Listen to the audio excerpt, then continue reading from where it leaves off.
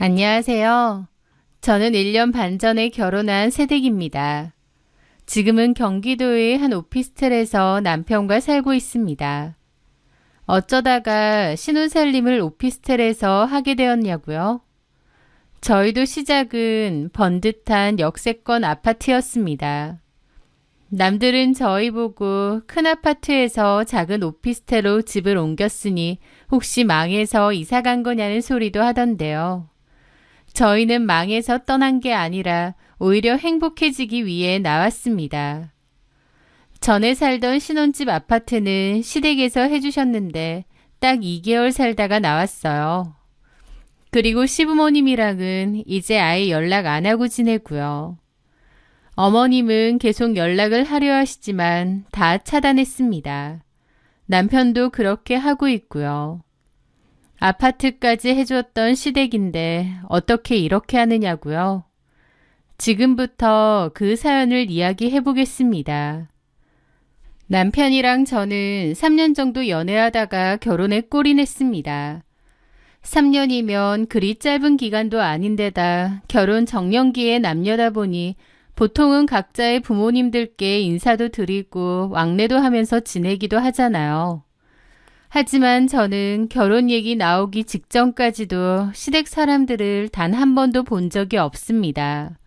남편이 늘 이런저런 핑계를 댔는데 나중에 알게 됐어요.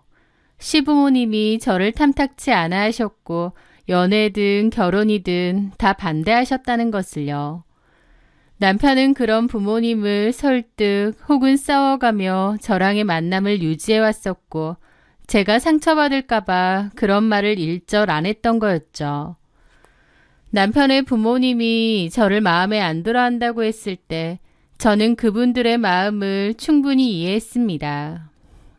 결혼 전 남편과 저는 소위 말하는 조건 차이가 꽤 났거든요. 제 남편은 소위 말하는 엘리트입니다. 명문대 의과대학을 졸업하고 지금은 대학병원의 외과의사로 일하고 있습니다. 조건도 정말 좋고 사람도 괜찮다 보니 누가 봐도 탐낼 만한 사윗감이었죠. 반면 저는 남편에 비해 평범합니다. 출판사에서 편집자로 일하고 있고 집안도 평범해요. 저희 아버지는 서점을 운영하셨고 지금은 건강이 안 좋아져 가게를 접으셨습니다. 어머니는 평범한 주부시고요. 책 냄새와 사람 사는 정을 소중히 여기며 살아오신 정직하고 따뜻한 분들이시죠. 하지만 돈과 명예를 중시하는 시댁에서 볼 때는 저희 집은 수준 차이 나고 볼품없는 집안일 뿐이었습니다. 결혼 이야기가 오가게 되면서 시부모님이 저를 극심히 반대한다는 것을 알게 되었어요. 똑같은 의사 며느리는 못 볼 망정 최소한 약사나 교수 집안은 되어야 하는 거 아니냐고 하셨거든요. 그리고 저보고 여우라느니 양심 없다는 소리도 하셨습니다. 저는 어머님께 그 얘기를 듣고 너무 큰 상처를 받았고 헤어져야 되나 생각도 했어요. 하지만 남편은 부모님이 뭐라고 하든 전혀 중요치 않다고 만약 허락을 안 해주시면 그냥 우리끼리 씩 올리고 살자고 했습니다. 그래서 저도 저를 사랑해주고 저밖에 없는 그 남자 하나만 보기로 한 거죠. 시댁과 저희 집은 경제력 차이도 꽤 됩니다. 아버님은 30년 전부터 건설업을 하셨는데 신도시 개발 붐을 타고 대박이 터져 돈을 정말 많이 버셨다고 했어요. 어머님은 허영심도 강하시고 돈이면 전부 다라는 가치관을 가지신 분이고요. 물론 남편 말로는 아버지가 잘 나갈 때만큼은 재산이 아니라고 하더라고요. 그 사이에 투자 실패도 좀 있었고 정리한 재산도 좀 있다고 했습니다.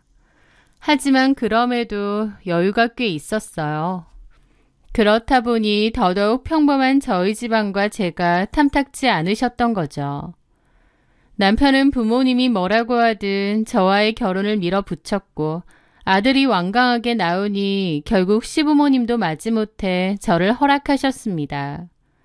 정식으로 인사를 하러 갔을 때 어머님은 삐딱하게 저를 보시더라고요. 부모님이 서점하시다가 그만두셨다는데 노후는 괜찮으신가? 네, 아버지가 일하시면서 꾸준히 저축하신 것들도 있고 두 분 다 소박하게 잘 지내세요. 소박? 아휴, 근데 정석이가 무대뽀로 결혼한다고 나와서 허락은 했다만 솔직히 나는 이해가 안 돼. 우리 정석이 의사에 집안도 이 정도인데 선영이는 본인이 생각해도 우리랑 차이 많이 난다고 생각하지 않아? 보통은 서로에게 도움이 되는 관계가 돼야 하잖아, 부부끼리. 그런데 선영이는 우리 정석이한테 어떻게 도움이 될 수 있을까 모르겠네. 집만 안 되면 다행이지.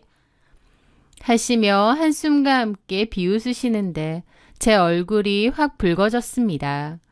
그런데 그 순간 남편이 버럭 화를 내며 어머니, 사람이 어떤 사람인지 봐야지 돈이나 배경이 뭐가 중요합니까? 이 사람이 제 곁에서 얼마나 큰 힘이 되어줬는지 어머니는 모르시잖아요. 무례하게 구시는 거 보기 그렇습니다. 남편의 말에 아버님도 손가락질하며 뭐라고 하시더라고요. 어디 버릇없이 엄마한테 말대답하느냐고요. 남편은 굳은 얼굴이었는데 화가 잔뜩 난 듯했고 분위기가 너무 안 좋았습니다.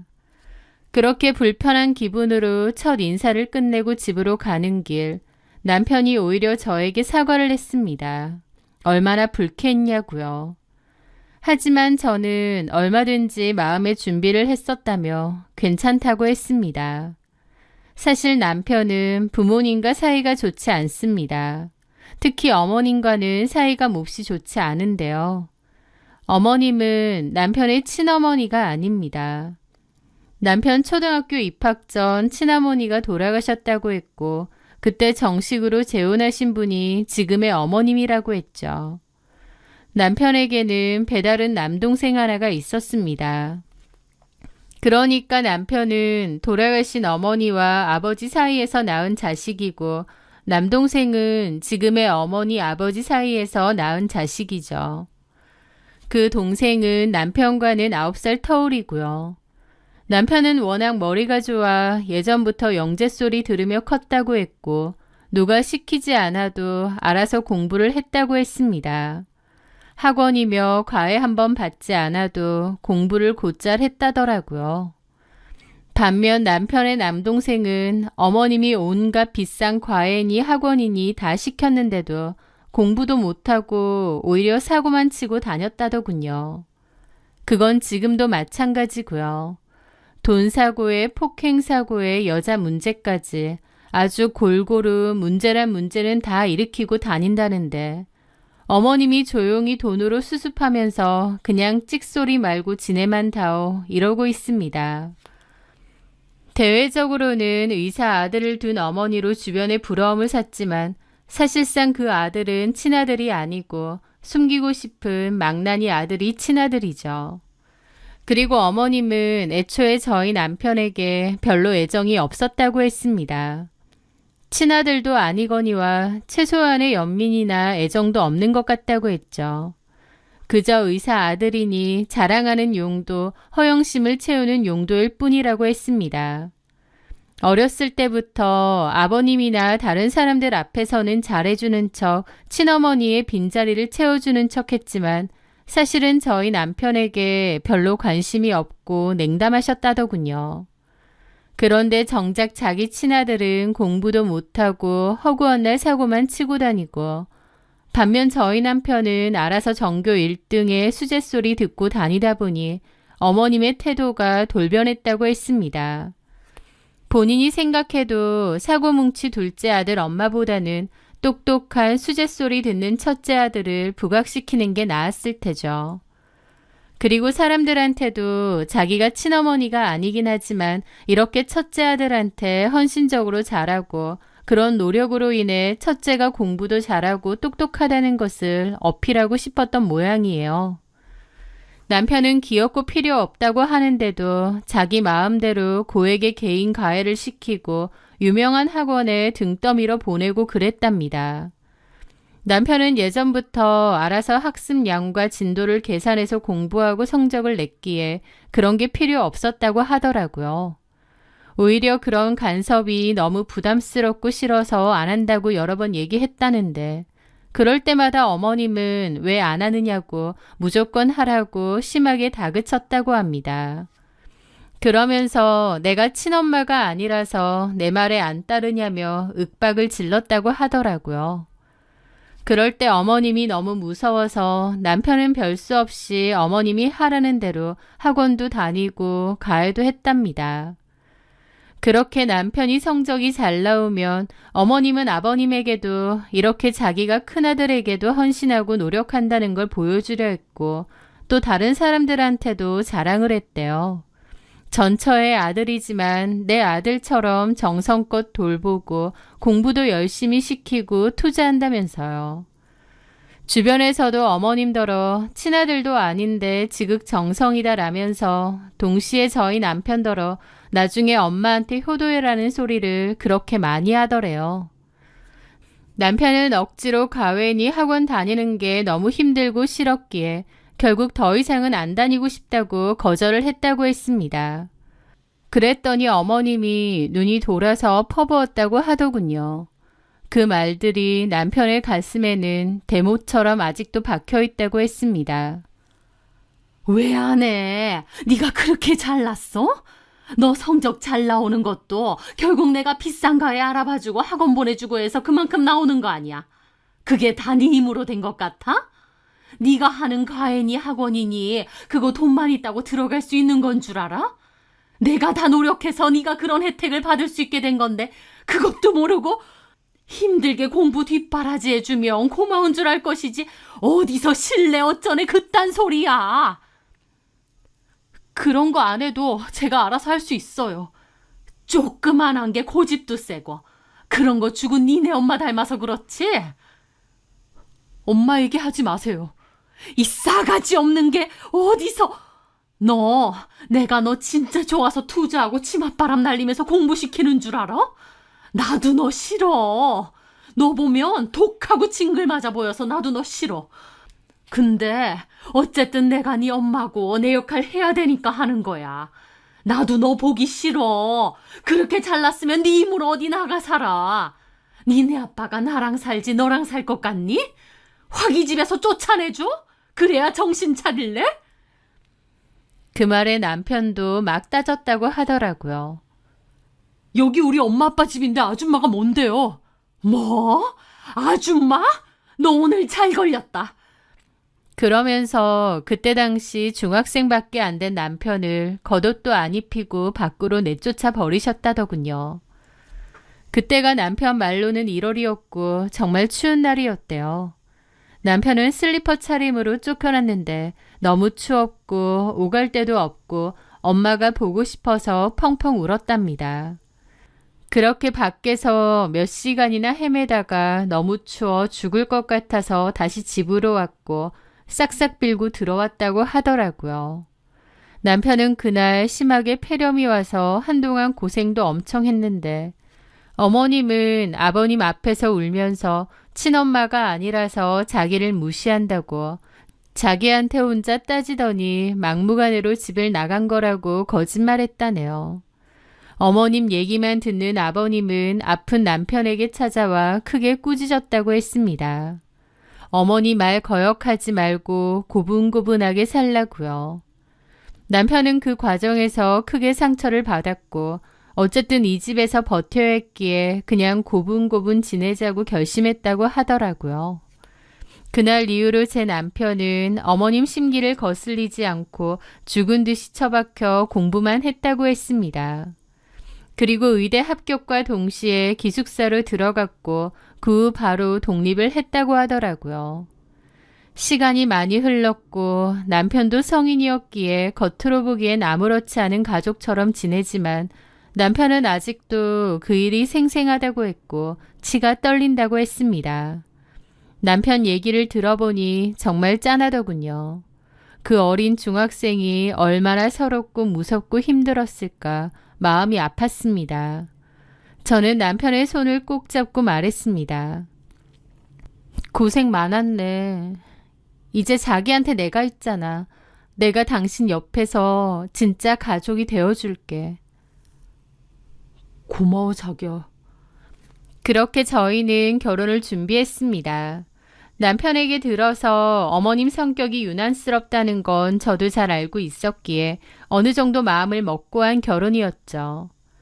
결혼 과정에서도 참 별일이 많았습니다만 이 사연을 쓰게 된 결정적인 이유인 딱 한 가지만 얘기하자면 바로 신혼집이었습니다. 어머님께서 먼저 집을 해주시겠다 하시더라고요. 어머님 명의로 된 아파트가 있는데 저희 보고 거기서 살라고 하시는 겁니다. 남편은 우리끼리 알아서 한다고 거절을 했어요. 하지만 어머님이 거절을 받아들이지 않았습니다. 의사된 지 얼마나 됐다고 돈도 별로 없으면서 그 좋은 기회를 거절을 하느냐고 그냥 들어가 살라고 하신 거죠. 어머님은 기본적으로 자신의 의견을 거절하는 걸 극도로 싫어하시는 분이었습니다. 어쨌든 남편은 그럼에도 우리끼리 알아서 하겠다고 다시 거절을 했는데 그랬더니 어머님이 저한테 전화가 와서 뭐라고 하신 거죠. 선영아, 내가 집 해준다고 하는 거 안 받겠다고 했다던데 그거 누구 의견이니? 네 의견이야? 정석이 의견이야? 아, 저희가 충분히 대화해보고 결정을 내렸어요. 부모님 손 벌리지 말고 저희끼리 해보자고. 참나, 니들끼리 뭘 하는데? 너 돈 있어? 니네 친정 돈 있냐고? 네? 남편이 의사씩이나 되는데 집 하나는 솔직히 너네 친정에서 해오는 게 맞다. 그런데 너네 집 그럴 형편 아니잖아. 그래서 내가 해준다는데 뭐가 문제야? 너네끼리 한다고? 참 세상 물정도 모르는 소리 하고 있네. 정석이도 정식으로 의사 생활한 지 얼마 안 됐는데다 페이닥터라서 모아둔 돈 별로 없을 거고. 아, 너는 말해 뭐하니? 그 돈으로 뭐 구하게? 코딱지만한 원룸이라도 구하게? 아서라, 무슨 속급 장난하니? 명색이 내 아들이 의사인데 그런 데서 신혼살림 시작하는 거 남들 보기에 쪽팔려서 내가 안 된다. 어른이 해준다고 하면 잔말 말고 들어가서 살면 되지 어디서 오만을 떨어. 남들은 안 해줘서 날린걸. 하여튼 너나 정석이나 현실 감각 없는 성격은 똑같다. 라면서 엄청 뭐라고 하시더라고요. 그러면서 무조건 집 받으라고 그게 현명한 거라고 계속 뭐라고 하셨습니다. 물론 저희 힘으로 대출을 받아서 집을 구할 수도 있었겠지만 시부모님이 집 해준다는데 무슨 대출이냐고 또 뭐라고 하셨어요. 사실 남편은 시부모님과 사이도 안 좋고 독립하고 싶어 하면서도 너무 오랜 시간 어머님에게 가스라이팅을 당한 탓인지 어머님 말을 딱 끊어내지는 못하더라고요.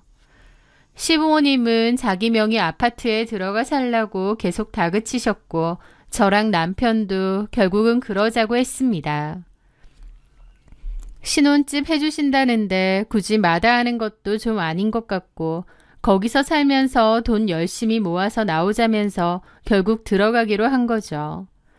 그렇게 저희는 시어머니 명의의 아파트에 들어가 살기로 결정했고 결혼식도 올렸습니다. 저희 친정에서도 조금 도와주셨고 제가 모은 돈과 남편이 모은 돈을 합쳐 혼수 및 결혼 비용도 다 됐습니다. 그때는 몰랐습니다. 어머님이 기어코 자기 명의의 집으로 저희 들어와 살라고 하는 이유가 본인의 우리 속에 저희를 묶어두려고 하셨다는 걸요. 어머님 명의의 집에서 살게 되다 보니 어쨌든 마음의 부담이 컸고 시부모님이다 보니 잘하려고 노력을 제 딴에는 했었습니다. 그런데 문제가 드러나기 시작한 시기가 바로 신혼집에 가정가구를 넣을 때였습니다. 저희 부부는 여가 시간에 책을 보거나 빔 프로젝트로 영화를 보는 게 달아 집에 TV가 필요 없었어요. 그래서 거실을 아예 우리 둘만의 아늑한 서재처럼 꾸미고 싶었습니다. 그 계획을 들으신 어머님은 저희 신혼집에 찾아오셔서는 혀를 차며 말씀하셨습니다.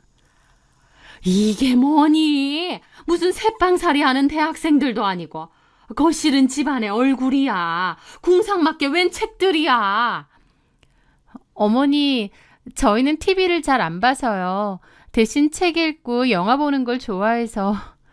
구질구질하게 굴지 좀 마라. 이 집에 이런 게 어울리니? 하시는데 기분이 너무 안 좋더라고요. 어쨌든 저희 집인데 어머님 생각해서 집을 꾸며야 하는 건지. 그때부터 불길한 마음이 들기 시작했습니다. 단순한 의견 차이가 아니라 우리 공간에 대해 뭐든 명령하고 다 간섭하시려고 했거든요. 저희가 사려는 가정과 가구를 일일이 간섭하셨습니다. 그리고 저희 뜻대로 사면 어머님이 저한테 따로 전화해서 따지셨어요. 너 혹시 우리 아들 조종하는 거니? 네? 그게 무슨... 정석이가 좀 차갑긴 해도 내 말 안 듣고 그런 애 아닌데 너랑 결혼 준비할 때부터 영 싸가지가 없어졌어. 네가 뒤에서 다 조종하는 거 아니야? 아니에요, 어머니. 인생을 살아도 내가 너보다 훨씬 더 살았고 살림도 너보다 내가 더 잘한다. 안목도 너랑 비교도 안 되고 내가 어련히 괜찮은 거 추천해 줄까? 어른이 말하면 귀담아 듣는 것도 예의다. 그런 것도 모르니? 라면서 하나하나 다 간섭하고 화를 내셨어요. 그리고 제가 하는 말에 꼬투리를 잡는 것도 심하셨습니다. 뭐만 하면 내가 정석이 친엄마가 아니라서 이따위로 구느냐고 난리를 치시더라고요. 남편에게도 과거에 내가 네 친엄마가 아니라서 나를 만만하게 보느냐고 잡아댔다더니 그게 뭔지 알겠더군요. 스트레스가 이만저만이 아니었고 남편이 참다 못해 한 차례 크게 화내고 집을 뒤집고 나서야 그나마 좀 잠잠해지셨습니다. 속 모르는 주변 사람들은 시댁에서 역세권으로 저 비싼 아파트를 해줬다며 부러워했지만 저는 전혀 행복하지 않았습니다. 마음 같아서는 안 받고 안 살고 싶은데 그것조차도 저희 의지로 안 되었던 거죠. 그뿐만이 아니었습니다. 저희가 입주 전 간단한 부분 인테리어를 하기로 했는데 그것도 다 어머님 마음대로 하셨습니다. 저희는 거실에 책장이 많으므로 아트월 벽이 필요 없다고 했는데도 어머님은 막무가내였습니다. 결국 안 하긴 했지만 어머님은 또 저희한테 실망했다며 화를 내셨죠. 지금 돌이켜보면 어머님은 하나부터 열까지 간섭하고 명령하면서 어머님의 손바닥 안에 저희를 두려고 했던 것 같아요. 그런 일이 반복될수록 남편은 저한테 너무 미안해했죠. 내가 괜히 들어오자고 그래서 미안해. 아니야, 나도 동의한 건데 뭐. 근데 어머님, 앞으로도 이렇게 사사건건 우리 일에 간섭하실까? 제 말에 남편은 고개만 숙일 뿐 아무 대답이 없었습니다. 그 후 신혼집에 가구와 가전이 다 들어오고 도배며 자잘한 수리까지 다 마무리되니 드디어 살만한 집이 되었습니다. 그리고 그 주 금요일에 남편 친한 친구들이 집들이 하라고 아우성이었어요. 그래서 먼저 남편 친구들을 초대해 간단하게 배달 음식을 시켜서 집들이를 했고 그 다음 날인 토요일엔 제 친구들을 불렀습니다. 오랜만에 친구들과 모여 웃고 떠드는 행복한 시간이었죠. 그런데 월요일 아침 출근 준비를 하는 제게 어머님의 전화가 걸려왔습니다. 너 그 집에 네 친구들 불렀니? 어떻게 아시고는 저렇게 다짜고짜 물으시는 거예요. 아, 예. 정석 씨 친구들 부르고 다음 날은 제 친구들도 불렀습니다. 너는 기본 예의가 없니? 네? 집들이는 어른들 먼저 모시는 게 순서 아니니? 친구들부터 냅다 부르는 건 어느 나라 법이야? 솔직히 순서가 뭐가 중요한 건지 이해는 잘 가지 않았습니다만 하지만 어머님이 저렇게 말하시니 내가 실수한 건가 싶고 또 어른들이 보시기엔 그럴 수도 있다고 생각했어요. 아, 어머니, 제가 양가 어른들 모시려면 장도 보고 음식 준비도 해야 하니까 시간이 필요하더라고요. 정식으로 모시고 싶어서 아직 말씀을 못 드렸는데 제가 실수했나 봐요. 혹시 어머님 다음 주 주말에 괜찮으세요? 제가 정중히 여쭤보니 어머님은 한숨을 푹 쉬며 쏘아붙이듯 대답하시더군요. 다음 주는 안 된다. 필드 나가야 돼. 중요한 분들이랑 약속이야. 아, 그러세요? 그럼 그 다음 주는 어떠세요? 그 다음 주도 안 돼. 동창들하고 모임 있어. 아, 너는 내가 그렇게 한가해 보이니? 나도 내 생활이 있어. 어머님의 말씀은 바빠서 못 온다는 것이 아니라 저희 집들이에 맞춰 자신의 스케줄을 조정할 마음이 전혀 없다는 뜻으로 들렸습니다. 그럼 어머님은 언제가 괜찮으시냐고 여쭤보니 정해서 알려준다고 하시고 끊으시더라고요. 어머님과 통화를 끊고 어른들 집들이를 먼저 했어야 하나 싶었습니다. 제가 실수했다고 생각했고 일단 양가 부모님 초대를 서둘러 하자고 생각했죠. 그런데 어머님은 이미 2주나 약속이 있다고 거절하셨고 또 당신이 날짜를 정해서 주신다고 했잖아요. 그래서 그럼 그 전에 저희 친정부모님 먼저 초대를 해야겠다고 생각했습니다. 친정 부모님께 여쭤보니 다음 주가 괜찮다고 하시길래 남편과 상의 끝에 친정 식구들 집들이 약속을 먼저 잡게 된 거죠. 그렇게 토요일에 저희 오빠까지 불러서 집들이 명목으로 정성껏 만든 음식을 대접했습니다. 엄마는 우리 딸 시집 가더니 음식 솜씨가 더 늘었네 라며 기뻐하셨고 아빠는 그런 엄마와 저를 흐뭇하게 바라보셨죠. 오랜만에 친정 식구들이랑 웃고 이야기하고 행복한 시간이었습니다.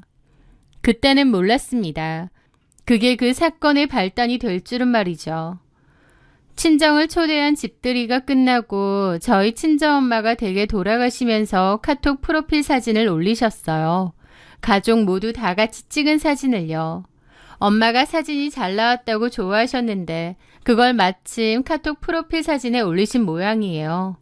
그런데 그걸 어머님이 보셨나 보더라고요. 월요일 오후 한창 일하고 있는 제게 전화를 하셨습니다. 너희 집에 친정 식구들 왔었니? 네, 어머니. 저희 부모님 시간이 마침 맞아서 집들이 초대했어요. 그런데 어머님이 정색을 하며 그러시는 겁니다. 너 지금 뭐 하는 짓이야? 생각이 있는 거니 없는 거니? 나랑 해보자는 거야 지금? 네?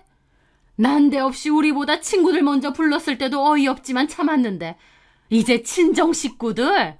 어떻게 우리보다 네 친정 부모를 먼저 집에 들일 수가 있니? 내가 바쁘다고 하면 기다렸다가 날짜 맞춰서 시댁 식구들을 먼저 초대하는 게 맞지. 친정 식구들을 먼저 불러?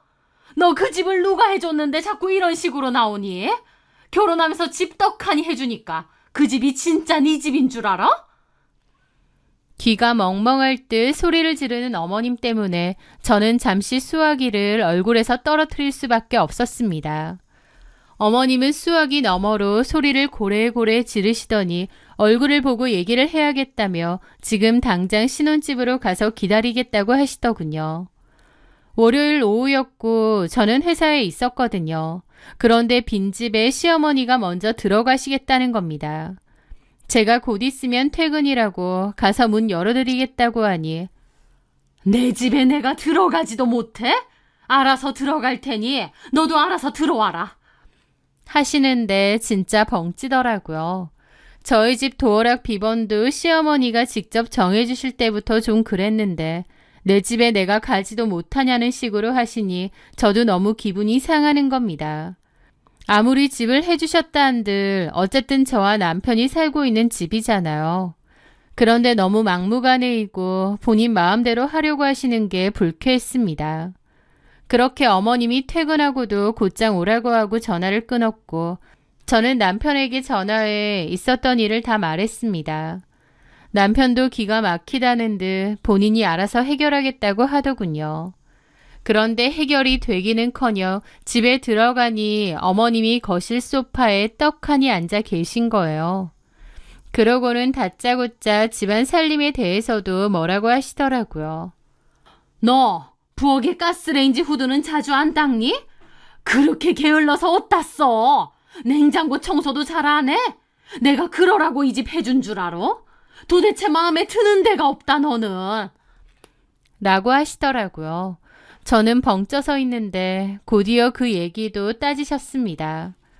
이 집의 친정 식구들을 먼저 초대하는 법이 어디 있냐고요. 제가 아무리 상황을 설명해도 어머님은 제 대답이 전부 마음에 다 안 든다는 듯 고개를 저으시더니 이럴 때는 그냥 죄송합니다. 다음부터는 이런 일 없게 하겠습니다. 라고 말하는 거야. 알겠니? 너는 내가 도대체 어디까지 알려줘야 되니? 하시는데 저도 더 이상은 못 참겠더라고요.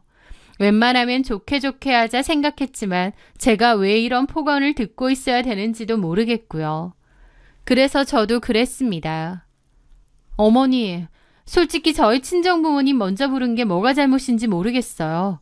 어머님이 먼저 시간 안 된다고 하셨고 그래서 시간 되시는 저희 친정부모님 먼저 초대한 것뿐인데요. 라고 했더니 어머님이 갑자기 노여움을 이기지 못하고 들고 있던 핸드폰을 바닥으로 던지는 겁니다. 핸드폰 앞유리가 깨지고 강마루가 패이기까지 했죠. 어머님의 폭력적인 모습에 저도 경악했습니다. 네가 제정신이야? 어떻게 네 친정이 먼저 올 수 있냔 말이야. 이 집 해준 사람이 누군데? 이 집 누구 건데? 니네 친정에서 꼴랑 1,000만 원 해줘놓고 무슨 대접을 바라는 거야? 나처럼 집 해줄 여유도 없으면서. 그래서 저도 화가 나서 그랬죠. 어머니, 꼴랑 1,000만 원이라니요. 정석 씨랑 저 원래도 결혼자금 반반씩 하고 둘이서 부담하기로 했었어요. 거기에 저희 부모님이 1,000만 원이나 더 주신 거고요. 그런데 어떻게 그렇게 표현하세요? 너 이 집이 얼마짜린 줄 알고 지금 그딴 소리니? 이 집이 얼마짜린데 1,000만 원을 갖다 붙여? 저도 더 이상 참기 싫었습니다. 저희가 살겠다고 한 것도 아니고 어머님이 억지로 들어오라고 한 거잖아요. 어머니, 저희 여기 평생 살 것도 아니고 또 안 들어오겠다고 했는데 굳이 들어오라고 하신 건 어머님이시잖아요. 집들이 순서 가지고 저희 친정 흉범에 저한테 뭐라고 하시는 거 저도 더 이상 못 참습니다. 제가 참다 못해 질러버렸습니다. 결혼식 한 지 고작 2달도 안 되었을 때였죠. 어머님은 제가 내내거리며 순종적인 줄 알았는데 그때 저도 지지 않고 맞서 대더니 놀라신 듯 하더라고요. 그때 마침 남편이 집에 들어왔고 저랑 어머님이랑 대치 상태인 걸 알고는 놀라더라고요. 그렇게 싸움은 2차전이 시작되었고 남편이랑 어머님이랑 정말 목청 터져라 다퉜습니다. 그러면서 어머님은 내가 이런 꼴 보려고 너희들 들어와 살라고 한 줄 알아? 집 해준 사람한테 고마운 줄 모르는 것들은 이 집에서 살 자격이 없어. 당장 나가! 그 순간 제 옆에서 가만히 듣고만 있던 남편의 어깨가 부들부들 떨리는 것이 느껴졌습니다. 남편의 얼굴은 창백하게 질려 있다가 이내 평생 본 적 없는 깊은 분노로 붉게 달아올랐습니다. 그는 제 앞을 가로막고 서서 평생 자신을 억눌러 왔던 새어머니를 정면으로 마주보며 소리쳤습니다. 예, 나가겠습니다. 애초에 들어오고 싶지도 않았던 거 저희도 억지로 들어온 거예요.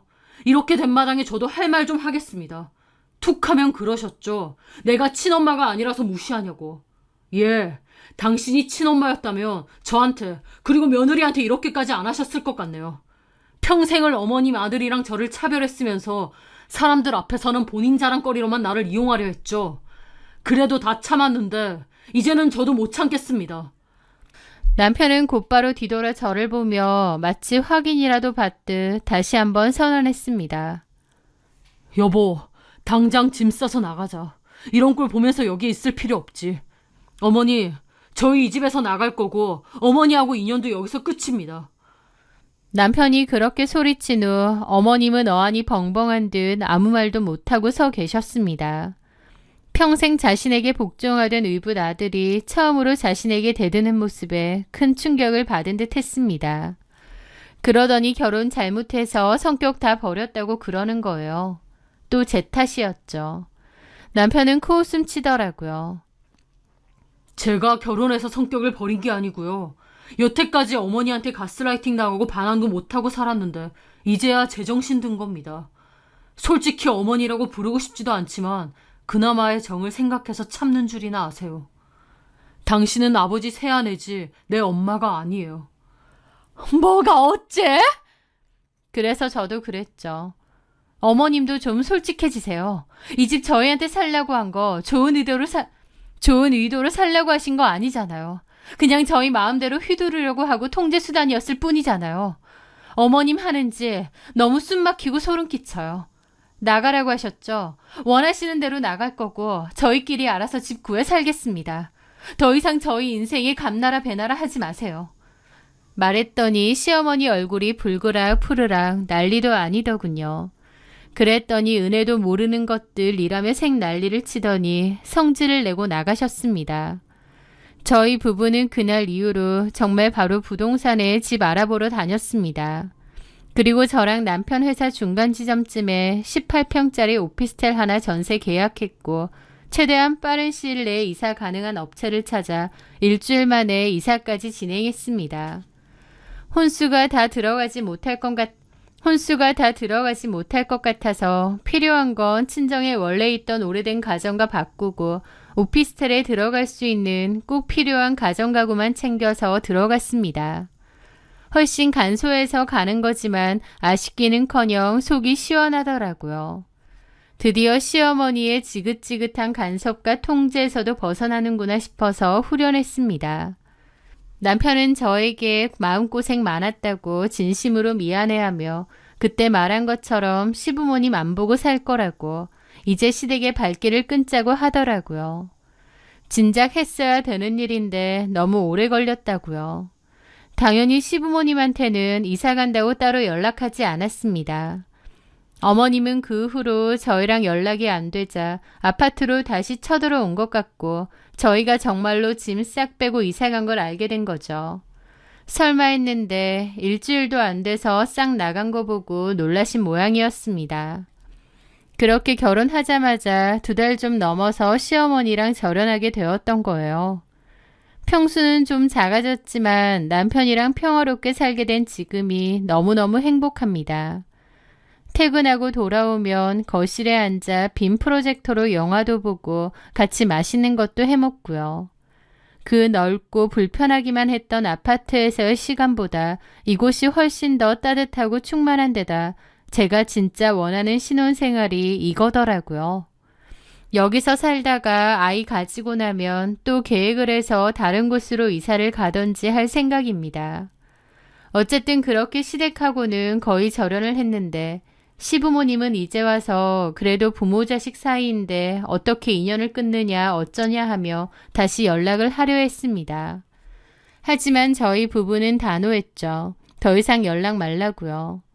건너 들어보니 시동생이 또 사고를 크게 친 모양이고 어머님은 그거 수습하러 다니나 보더라고요.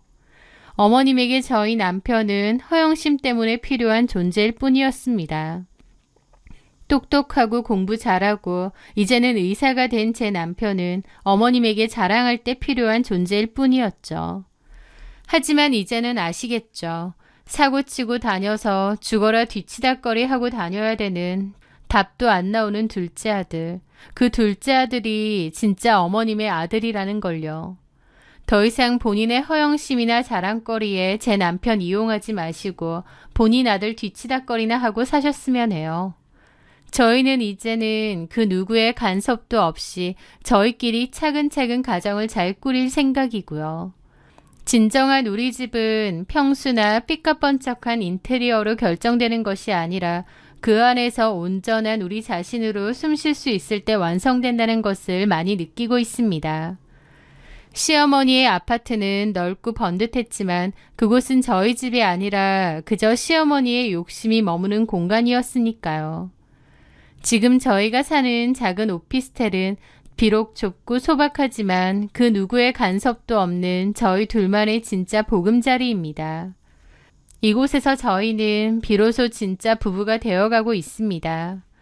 결혼은 한 사람의 인생에 또 다른 사람의 인생이 더해지는 것이지 어느 한쪽이 다른 쪽에 흡수되는 것이 아니라고 생각합니다. 저희는 이제서야 그 당연한 진리를 깨닫고 서로 존중하며 살아가고 있네요.